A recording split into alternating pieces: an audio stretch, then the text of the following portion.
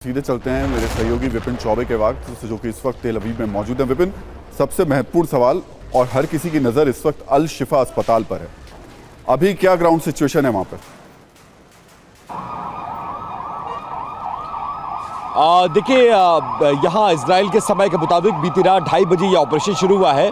और राहुल जी, इतना आसान नहीं है अल शिफा अस्पताल को, क्योंकि जितनी बिल्डिंग्स ऊपर है उसके नीचे कितनी लेयर्स हैं इसके ये किसी को नहीं पता है। उसमें कितना बॉम्ब रखा गया है ये किसी को नहीं पता है, लड़ाके कितने हैं ये किसी को नहीं पता है।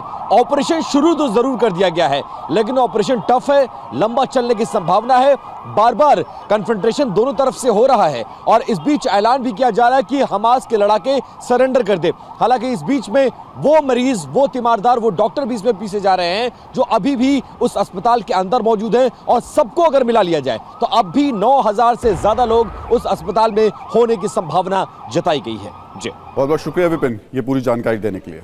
जिस तरह से इजराइल हमास को मिटाने के लिए नई नई युद्ध नीति आजमा रहा है, ठीक उसी तरह हमास भी अपना दिमाग चला रहा है। हमास चाहता है कि युद्ध ज्यादा दिनों तक चले, किसी भी तरीके से इजराइल के सैनिकों को रोका जाए, किसी भी तरीके से गाजा को इजराइल के कब्जे में आने से रोका जाए। आपने गौर किया होगा कि बीते कुछ दिनों से ज्यादातर खबरें सिर्फ आईडीएफ के हमलों की आ रही है। हमास खामोश दिखाई दे रहा है। सवाल है कि इसकी वजह क्या है, आखिर हमास की ये खामोशी क्या बताती है? हमने इस सवाल के जवाब की पड़ताल की तो बेहद हैरान करने वाला खुलासा हुआ। खुफिया सूत्रों से मिली जानकारी के मुताबिक हमास ने गाजा में इजराइल के खिलाफ एक जटिल युद्ध रणनीति बनाई है।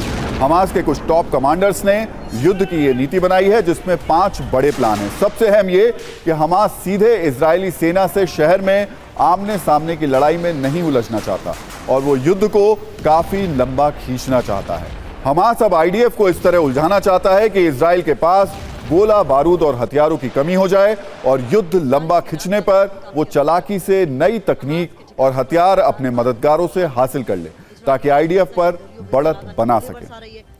हमास की रणनीति समझ के उसके 5 अहम प्लान है, जिसमें वो गाजा जंग में फतेह के सपने देख रहा है। पहला प्लान धीमी जंग। इसका मकसद है लंबे संघर्ष से इजराइल की छवि और अर्थव्यवस्था को नुकसान पहुंचाना। दूसरा मकसद है नई तकनीक और वेपन हासिल करने का मौका बनाना।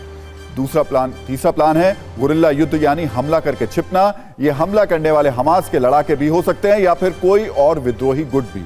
इसका मकसद है दुश्मन को भनक लगे बिना हमला छिप कर करना। जो चौथा प्लान है थकाओ और मारो, यानी जिस दौरान दुश्मन ताबड़तोड़ हमले कर रहा हो उस दौरान कम से कम जवाब दो और इस बीच अपने नेतृत्व और कमांड स्ट्रक्चर सुरक्षित रखने में कामयाब हो जाओ। इसके अलावा अगला प्लान यह कि क्षेत्रीय ताकत को बढ़ाना, यानी दुश्मन के सामने और ताकतवर बनने की रणनीति के साथ क्षेत्रीय ताकतों को एकजुट कर भीषण प्रहार करना। और एक और प्लान फिलिस्तीन मामले पर इजराइल को दुनिया के सामने विलन बनाना और फिर अरब और इस्लामिक देशों के सामने इजराइल को मुस्लिम विरोधी बनाकर समर्थन हासिल करना।